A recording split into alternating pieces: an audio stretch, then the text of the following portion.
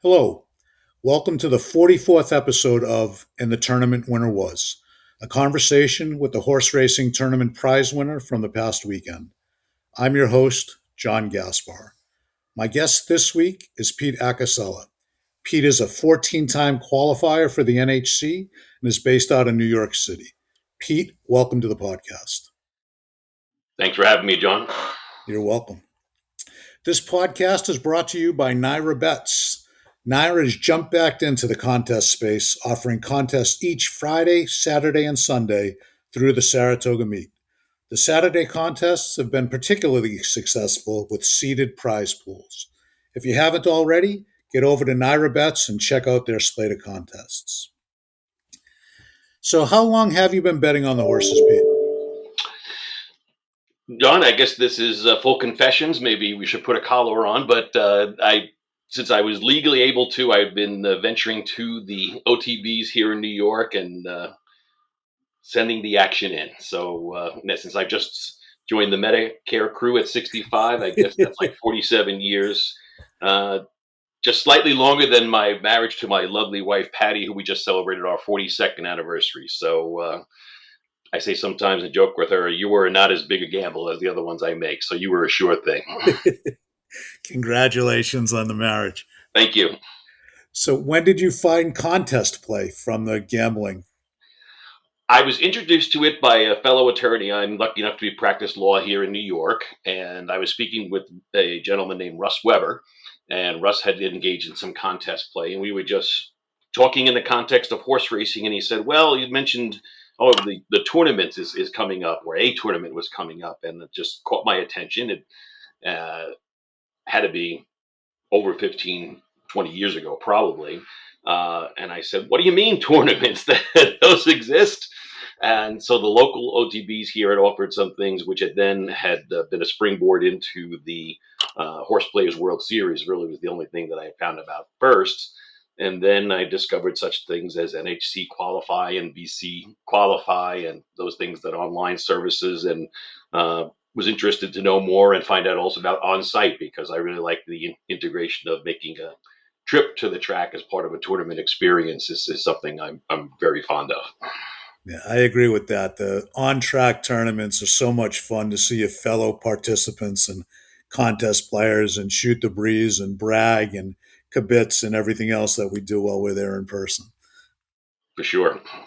So do you have any general tournament goals, meaning you want to play in the BCBC or you want to qualify for the NHC, or do you just play and see what the prizes are afterward?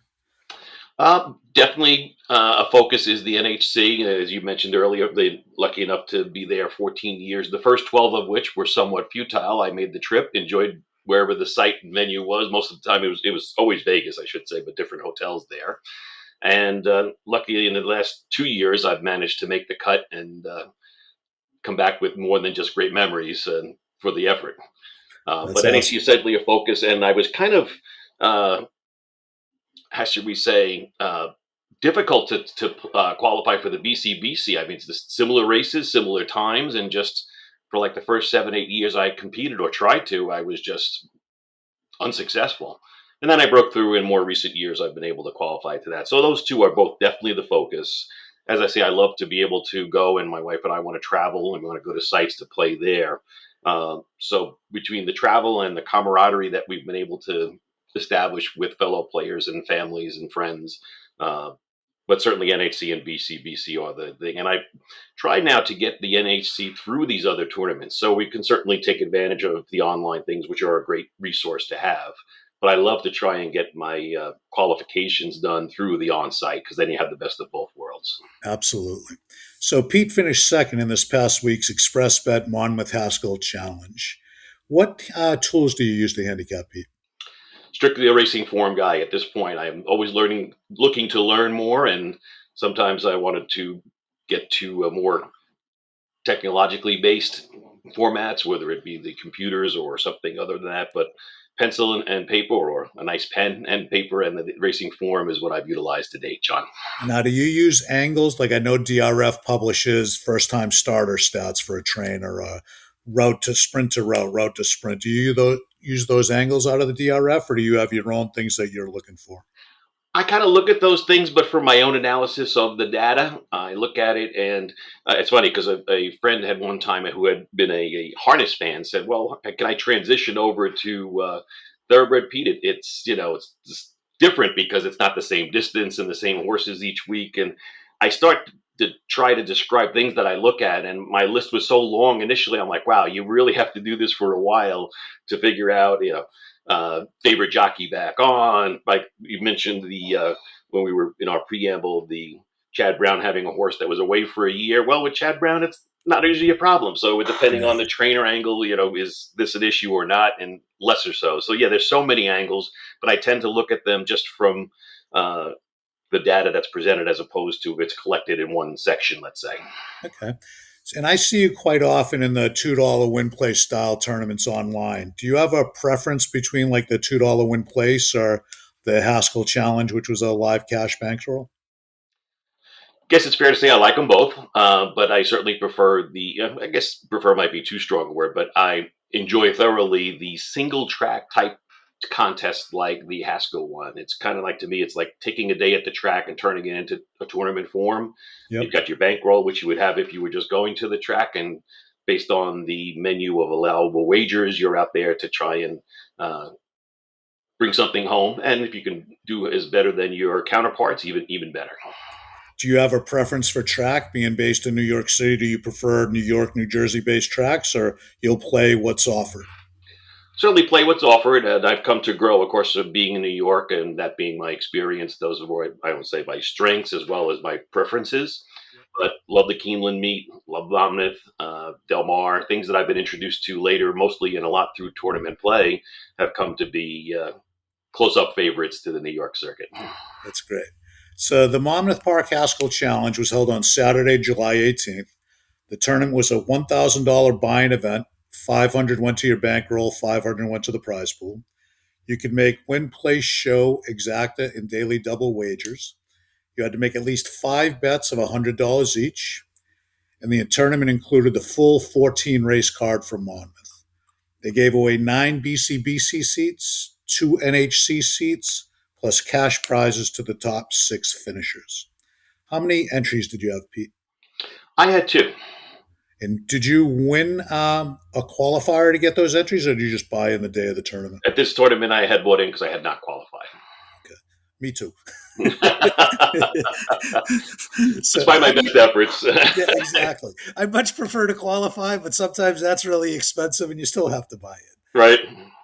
So, how do you approach live money tournaments? Is it another day at the racetrack, or do you look at it differently? You're going to make much more structured, focused bets. I guess because you have the amount of required bet requirement imposed upon you, it's a little different than being at the track where you have more leeway, or you can just certainly you can choose races that you like and pass races just as you might at the track if you think there's a prohibitive favorite or someone that's just it's just not looking like a race that you can conquer. Yeah. Um, so there is that imposed upon it because of the tournament play. But I'm found that I've become, or I am, more of a linear player, John. So I look at for exactors and win in place. I see a lot of, and I'm trying to learn from them. Of my counterparts are vertical players. They'll use things like doubles, and I know it's there. That doubles been around forever, and I just don't take advantage of it. So I'd like to try to integrate that into my handicapping in the future. But right now, it's exactors are my go-to. Okay. And do you have different bankroll goals? Like, do you go into it thinking you want 10x or 12x before the start of the tournament, or you make your bets, figure out where you are in the lost race, and then try for a number? Yeah, I guess the latter is probably more accurate. And of course, I hope not to be discouraged by looking at the leaderboard early on and seeing Right. that some counterparts have abandoned conservatism and gone all in, and successfully so. But tip your cap to them if they do that, for sure. But more structured. This race tournament in particular, I was able to get a modest return on the first race, and that kind of doubled my bankroll. It wasn't terribly exorbitant, but it was like playing now with almost like a third entry coupled in one. And that really came in handy when I blanked most of the middle of the day and got to the end where the action was happening. So, do you have certain price points of horses that you want to play? Meaning, do you prefer favorites, mid-priced horses, long shots, or you just You handicap, and if the horse you like happens to be a favorite, you might play it. If it happens to be a long shot, you might play it. Since I fancy the exactas in these type tournaments, I kind of will integrate both. Certainly, I love to find a value horse, and especially if I think I see something maybe not everyone else does. Most of the time, I'm not seeing correctly, but occasionally you do. But because I can use something that I like and work with it in a favorite setting alongside, I think looking and following, I always say follow the handicapping, see where it takes you. And if it takes you to a certain place you think you can make a return, then try it. If it's not, then there'll be 10 more races. So, Yeah, no, I think that's definitely true. And I think that's a key to everything, right? You don't have to bet every race. If you can't carve something together, pass, and there's another 8 behind it. So you don't have to go all in on the first two if you don't have a strong opinion anyway. agreed. So, what do you think your edge might be? Is it like your handicapping, your betting, your aggression, your patience? Where do you think your strengths are that help you win contests like these? I'd like to think it's experience and experience in handicapping. Um, and it's funny, I'll be playing a tournament and the stamina also comes into view. And I'm like, wow, I have to get some rest or some strength because just sitting at your desk or table or counter and handicapping these things, by the end of the day, you're looking and bleary eyed. So, patience certainly comes into it, and pacing yourself is certainly important.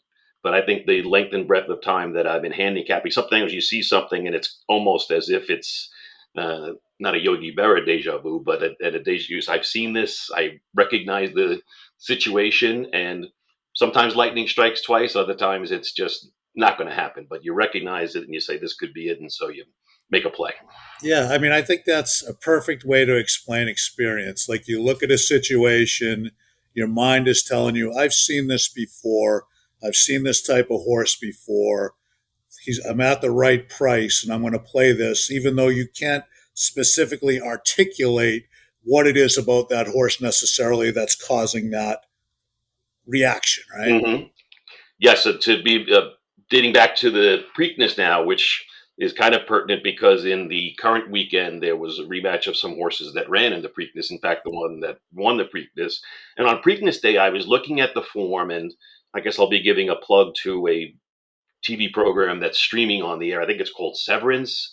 And the people who are on this show look at a computer, and one of their jobs is just like to filter out bad numbers that are somehow creating a problem in whatever it is that they're working on. So looking at the form that day, I was looking at the Preakness and all the numbers there seemed to be causing a problem except Iron Honor and Napoleon Solo. Well, those were going to be my selections until I listened to the folks talking on the program. And I said, many times in the Preakness, the horses that run back from the Derby have a certain amount of success. And these younger, fresher horses who maybe just took some time off don't fare as well. Went off those picks. Well, you know how that happened. The two New York horses ran one, two. And I was going back to watching TV because my picks didn't work out. So, yeah, that's sometimes, but that's where I recognize the situation and just didn't follow through on it. And that's sometimes what you have to do. You say, never change.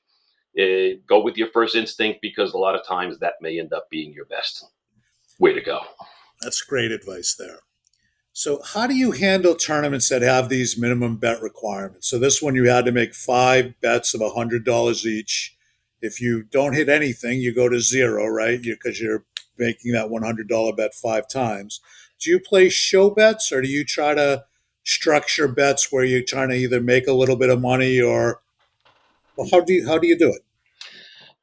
Yeah, I had on occasion made, I think, what I would call as a mistake because I would, you can wager less as long as you end up satisfying the wager requirement. And once you have that losing bet, now you're trying to climb back and then you have to get enough so that you can satisfy that. So some tournaments, I just wait for the last 5 races, if that's the number of races, and I'll bet 100 per. And I've had some success in the end of last race of the day, so that's worked out. Sometimes if those races are short fields or there just doesn't make sense to wait till the last 5, I might pick 5 that I prefer and go that route. So I tend to stay away from betting less. I know a lot of handicappers are confident they'll make it back. I haven't had a good experience with that. And I do recognize, and I say it's so smart. I looked at some of the counterparts betting, $100 to show on this horse.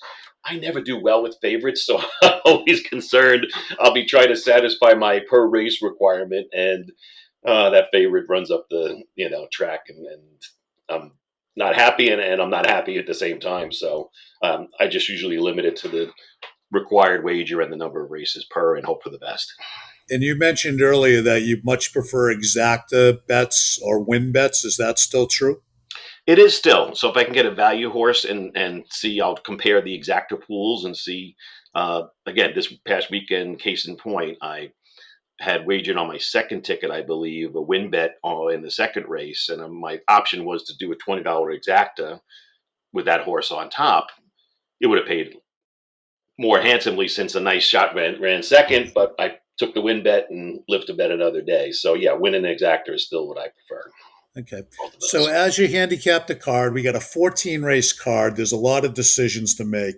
Where are you going to focus? You said you like looking at a race linearly, meaning you start at 1 and we're going to get to 14. Where did you put your focus to start the day? Sometimes, John, the way the day comes up, I do adapt what one of my roommates in college had said. The clear mind method is like going into a test.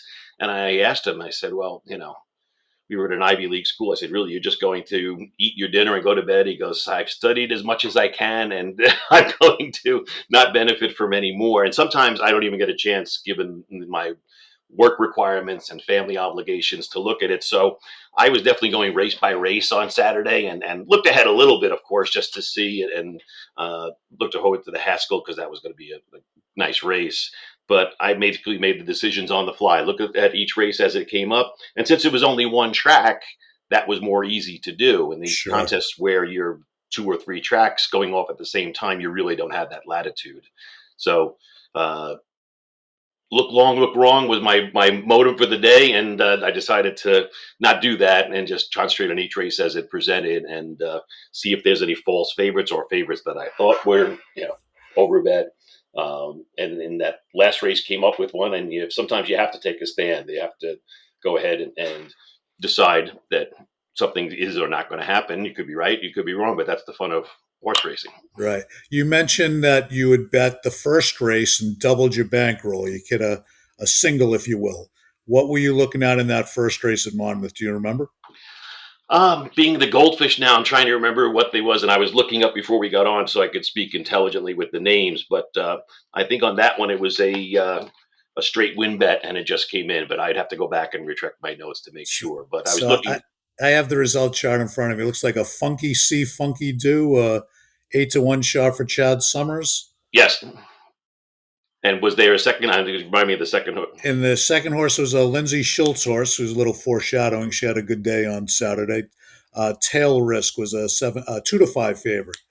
So you likely had either Funky C, Funky Do to win, or an exacta maybe with Tail Risk. The exacta paid $22 for a dollar. Yeah, I think I may have had a little bit of both on that, and that's what gave me that initial leg up.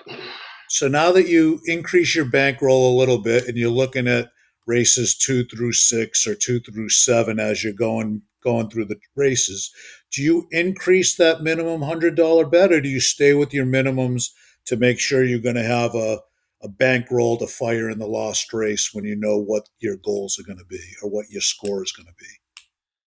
Yeah, that's a good question, and something to analyze, John. In this instance, since it wasn't that substantial an increase, I was planning on and did stick with just staying with that $100 increment. And then as the races went on later in the card, I hoped that I could then compare my position to where other players were, and then maybe increase the wagers as necessary at the end. So, yeah, I stuck with the $100 per. Yeah, and I think that's showing patience, right? And as you're handicapping, you don't have strong opinions. You have a little idea what you like later in the card, but again, you want to make sure you have bankroll to get there because you have incomplete information in the first 10 races, right? You have more complete information, seeing a leaderboard in the last 3 and 4 and really assess where you want to apply your capital. And in a thunderstorm or two, when things can change drastically, as the day goes on as well. Exactly right. Yeah. Yeah. And that's good. And sometimes all that work you do beforehand is for naught because they take races off the turf and you got to reevaluate what you're going to do. right? So did you end up betting in the Haskell or did you pass that race?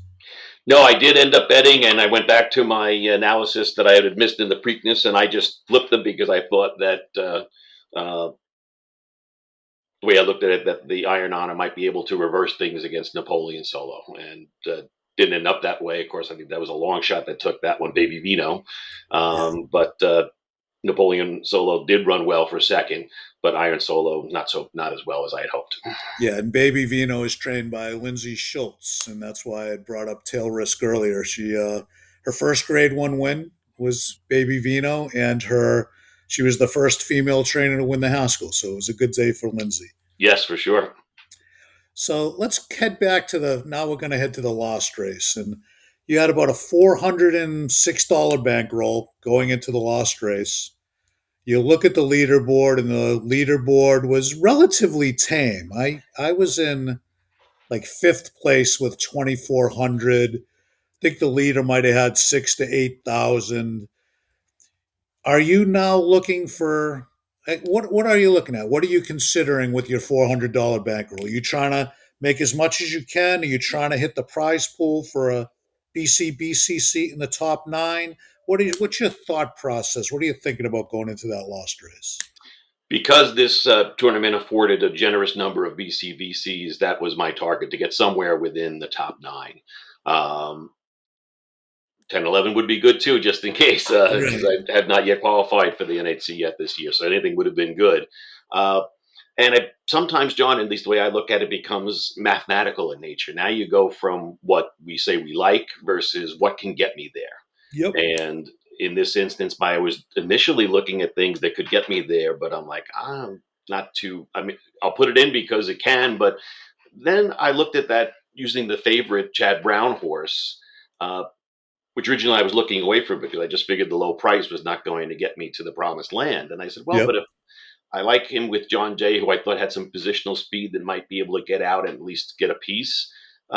If the other favorite doesn't run as well as he looked on paper, and I think the five looked best on paper, and given that the one had been off for the Chad Brown horse had been off for a year, I think he was the Yep. seven. Um, so I made my choice to go with the two horses that I mentioned, John Jay and the Chad Brown horse. And felt better going into it because I liked the seven. I thought it looked like a talented horse, but just you don't know how a horse is going to run off a layoff. Right. Couple him with that. And so I said, now I like kind of something that I quote unquote like and also can get me to where I'm going. Let's see what happens. And I was breathing heavy at the top of the stretch when it looked like the two favorites were going to make it one of those, the two favorites are going to win the finale and have a nice drive home. But luckily for me, John Jay held on for second and was a good answer. Good result for me. Exactly. And Dragonite was a 4 to 5 favorite, but John Jay was 15 to 1, right? So just like you analyzed, John Jay took the lead at the break. He controlled the pace to the top of the stretch, but then that Dragonlight, the 4 to 5 favorite, just took over. So the race was not in doubt, but your exacta was in Yes. doubt. I mean, the 5 horse, who's the one that I actually bet, that was the horse that I took to bet all in on that horse to win. He came up to challenge John Jay, but John Jay was tough. He stayed inside. He kept grinding down the lane and ended up running second in a very game and tough second. Hmm. So you end up hit the exact. There was a dollar exacta that paid $30.50, and you went all in with an exacta box between Dragonlight and John Jay. So you had that exacta 203 times. Yes. So that win was good enough to get you to $6,191 and second place.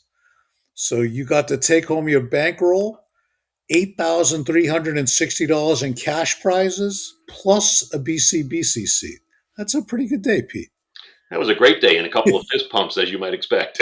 I would have, I definitely. Now, are you a rooter? Like, were you home watching on TV or your computer? Do you verbally yell at your computer screen or TV screen, or do you sit there stoically and then get excited after the race is over? I said I'm a mild cheer. For instance, in this last race, I was saying "hold on" for a bit, most of the stretch. It seemed like because that's what he needed to do in order for me to have some success. So I'm not taking the form and slapping my leg and jumping up and down, but certainly a little verbal encouragement never hurts. So yeah, I'm guilty of that for That's sure. right. I'm convinced they hear me when I yell at them, especially when they do well. We yell nice things most of the time, so I guess we're safe, John. That's right. And a close friend of ours, Dave Nichols, if you ever watch a race with him, he doesn't say a word or he says it under his breath, but he's a leaner. Yes, they're coming down. I do see myself leaning too. Yes, that's another thing. That's a good one. That's exactly right. Well, congratulations, Pete. And thank you for spending some time with me to discuss your strategies and your successes. Thank you, John. It's always nice to speak with you, and especially about horse racing is even better. You're welcome.